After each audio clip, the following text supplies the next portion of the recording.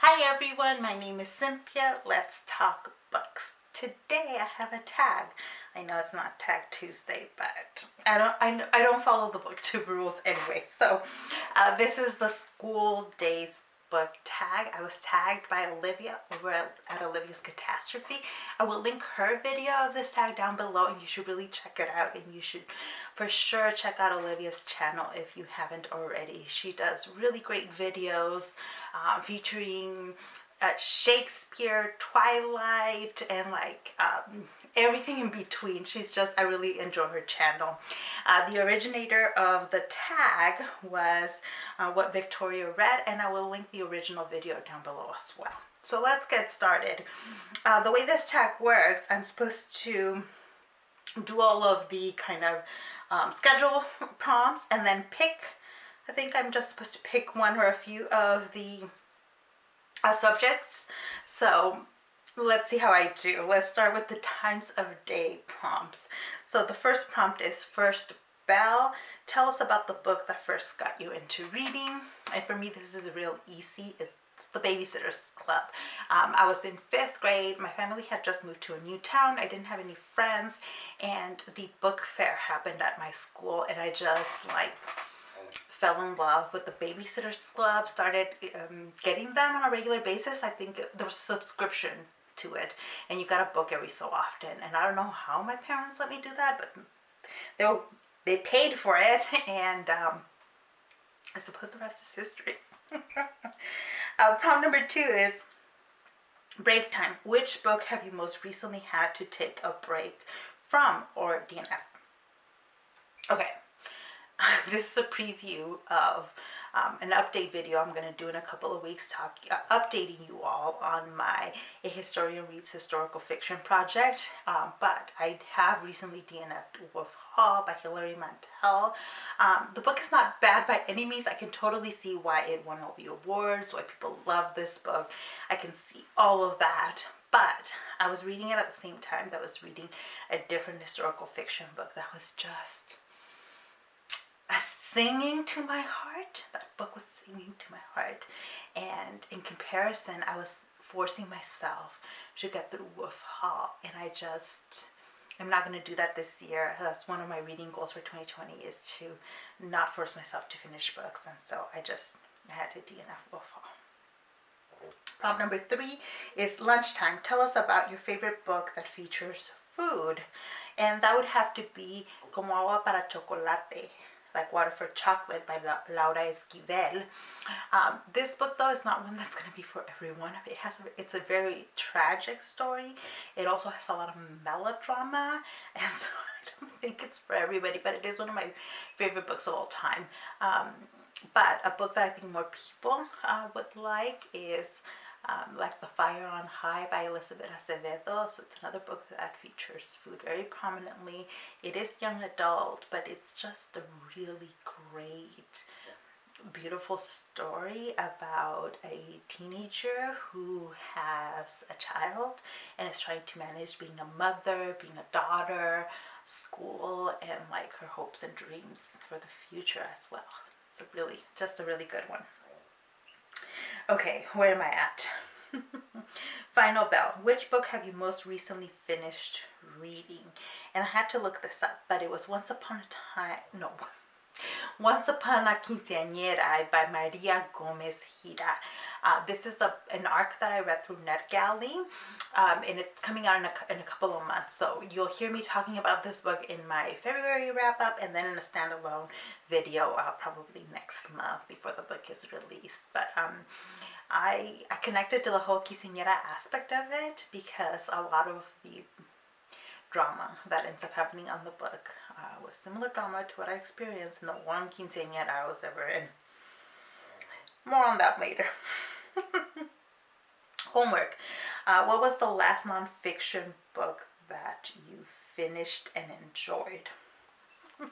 I read a lot of nonfiction, but this one is also super easy. The book was right here. Why Learn History When It's Already on Your Phone by Sam Wineburg. This is the book that my students are currently reading, and it's a good book if you are interested in kind of the issues that come up when it comes to teaching history and teaching historical thinking. the history curriculum, all those fun things are in here, and it's a really well-written book.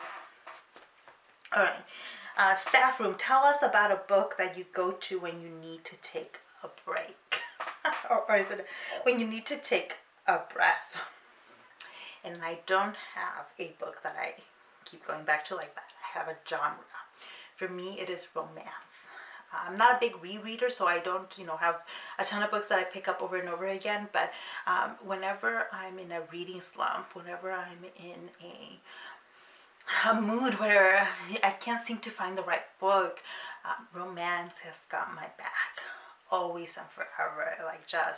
I can always find something in romance that will feed my soul and make me happy. So that's my genre.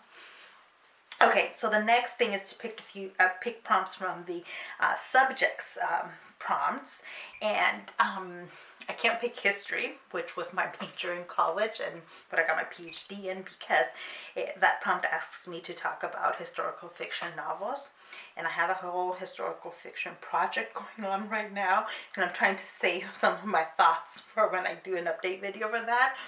So instead, I'm going to pick maths. How do you rate your books? I really actually related to Olivia's answer to this because my rating system is always changing. I do use the kind of Goodreads rating system of like giving books stars 1 through 5, but I'm constantly changing the way I give stars because I try to be as fair as possible to books, and sometimes it just takes a while to figure out the ways in which I could be more fair to books and to judge them by their place in a genre and the goals that they themselves set out to do. Right? I always think about, did the book meet its own goals? How does it fit within the genre? And how did I enjoy it? I think that has to factor in some way or another. So my rating system, or the way I officially rate books, is always changing. I've stopped talking about how many stars I give a book in videos, mostly because I find that it's not truly useful. I can have disliked a book and still very much see the merits of the book and believe that there is a reader out there for the book. So that's that. Science. Oh no, I don't want to answer that.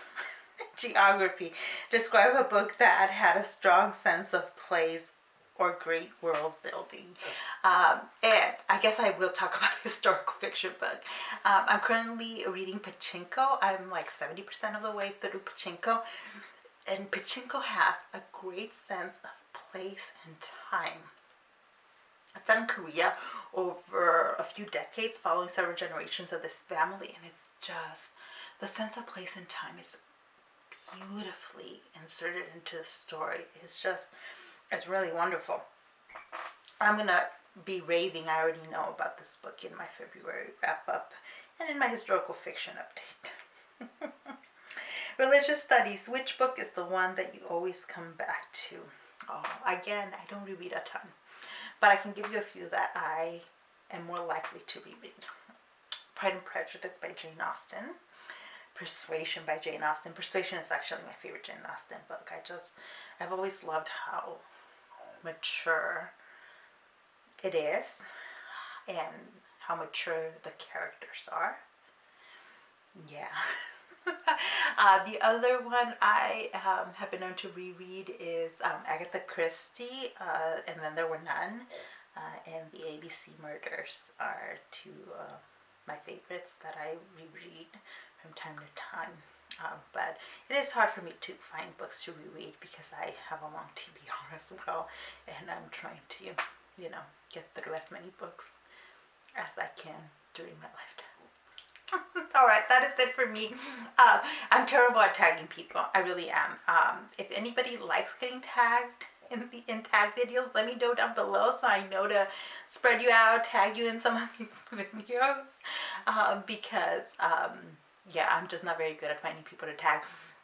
But if you like this tag, please do it. It's a fun one. I would love to hear more answers to it. And yeah, thank you so much for watching this, and I'll see you in the next one. Bye.